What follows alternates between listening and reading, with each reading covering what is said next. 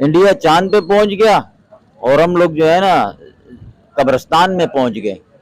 तो हमने तो जो सुना है कि 1990 की दहाई में पाकिस्तान इंडिया से आगे था, लेकिन अभी जिस तरह हम देख रहे हैं और सुन रहे हैं कि कहते हैं कि भाई इंडिया पाकिस्तान से 100 साल आगे चला गया। और उसकी वजह भी यही है कि शायद हम लोग आज़ाद नहीं है, इंडिया आज़ाद है। सर बात यह है कि पेवस्ता रहे शजर से उम्मीद बहार रख, उम्मीद रखनी चाहिए बाहर की, और माशरे में अपने तहजीब में तमद्दुन में मिल जुल के रहना चाहिए, अच्छा सोचना चाहिए। मायूसी कुफर है और इंशाल्लाह हमारी उम्मीद तो है।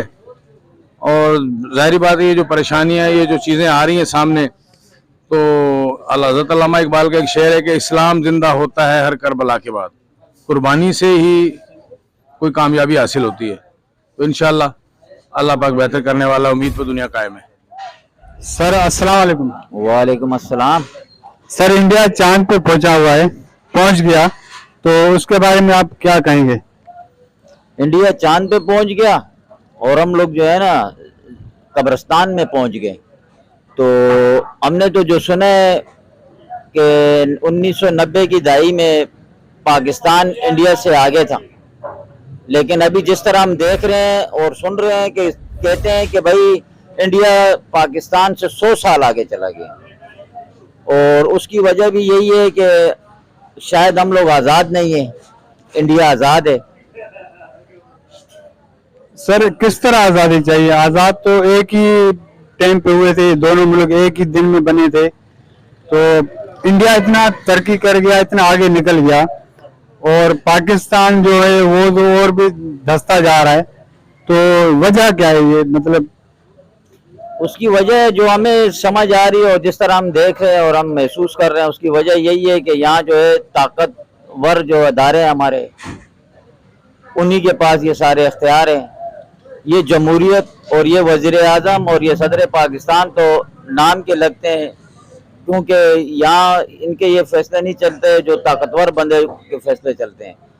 और मैं आज जो मेरे कायद हैं इमरान खान, आज हम लोग एक जश्न मनाना था हमने कि शायद रिलीज हो जाएगा, हालांकि एक छोटा सा केस है। यहाँ तो बड़े बड़े चोर जमानतों पे घूम रहे हैं और खुलेआम घूम रहे हैं, पूरे पूरे माल खा गए वो उनकी जमानतें। और खान साहब के ऊपर जो है ना कोई भी जमानत, तो क्या आज हमें इतनी मायूसी हुई है, इतनी मायूसी हुई है।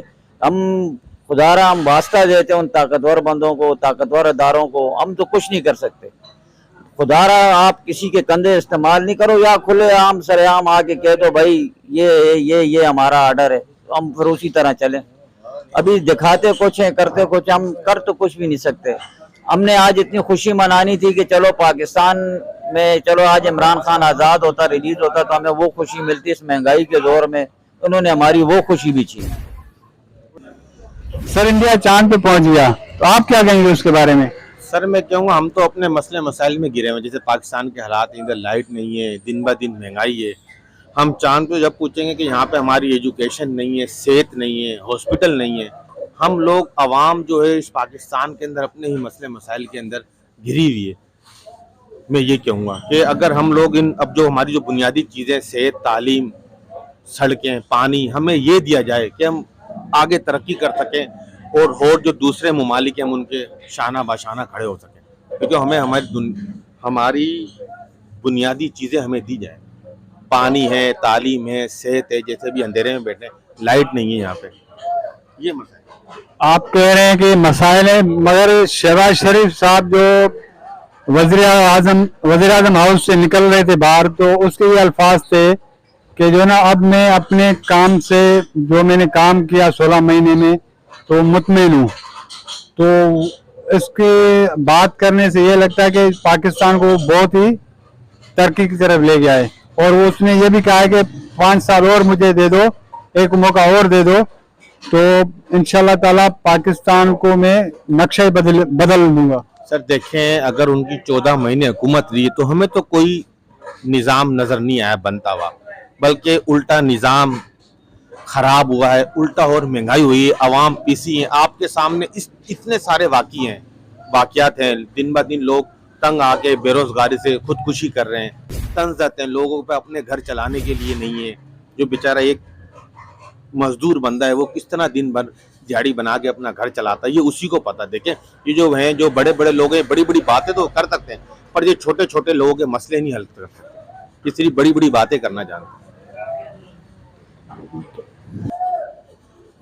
सर, पाकिस्तान के लोग गरीबी की लकीर के नीचे अपनी जिंदगी गुजार रहे हैं, तो इसकी वजूहत क्या है और इसके मसले का हल कैसे निकलेगा? भाईजान, इसकी वजूहात जो है वो बहुत तवील हैं। सबसे पहली वजह तो ये है कि जब हमें आज़ादी मिली तो आज़ादी ही गलत मिली। आधा सिंध काट दिया गया, आधा पंजाब काट दिया गया, आधा बलूचिस्तान काट दिया गया, आधा कश्मीर काट दिया गया। उस पर तुर्रा इम्तियाज के जो पाकिस्तान की बात करने वाले लीडर थे उन्हें गद्दार डिक्लेयर करके मारा गया। सबसे पहले पाकिस्तान के हक में 1942 में सिंध असेंबली में करारदाद पास हुई जो साईं जी एम सैयद ने की, उन्हें गद्दार करार दिया इस एस्टेब्लिशमेंट ने, इस शराफिया ने। उस पे इम्तियाज हमारे उलमा दीन जिनका काम था मुहासबा करना इन सियासतदानों का, वो खुद जाके सीटों पे बैठ गए। अब हर तबका जो है, हर एस्टेब्लिशमेंट से लेकर, सियासतदानों से लेकर और मुनाफाखोर जो हमारे ज़ख़ीरा अंदोज हैं उनसे लेकर हर मकतबा फ़िक्र के लोग जो हैं, उन्होंने सब ने पाकिस्तानियों को इस नहज पर पहुंचा दिया है कि हम जिंदा ज़रूर हैं मगर अंदर से हम मर चुके हैं। और उसकी मैं मिसाल ऐसे दूंगा कि ये मुल्क जो है खुदादाद पाकिस्तान, वतन अजीज़ हमारा वतन है, और इस वतन की इज़्ज़त और हुर्मत और पाक फ़ौज, पाक अदलिया, इनकी वफ़ा में, इनकी मोहब्बत में हम पिसे जा रहे हैं इस उम्मीद पर कि कभी तो आग भड़केगी, कभी तो रोशनी होगी, कभी तो इनको ख्याल आएगा कि यार हमने इनके तहफ़्फ़ुज़ की कसम खाई है, कोई हमारा ख्याल करेगा, कोई आवाम का ख्याल करेगा। और सब चीज़ें होते हुए भी, दुनिया की हर नेमत हमारे पास है, फिर भी हम जो है परेशान हैं।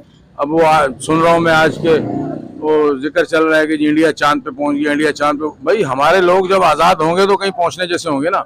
अब बेड़ियां लगे हुए लोगों से आप उम्मीद कर रहे हो कि वो चांद पे पहुंच जाए, कैसे पहुंचेंगे वो चांद पे? सर, मैं आपकी बात को रोक कर एक सवाल करना चाहूँगा कि जहाँ जो आपने बात की कि आपके लोग आज़ाद होंगे, तो मेरे ख्याल में ये कसूर तो लोगों का ही है ना। लोग अपने लिए सही नुमाइंदे क्यों नहीं चुनते?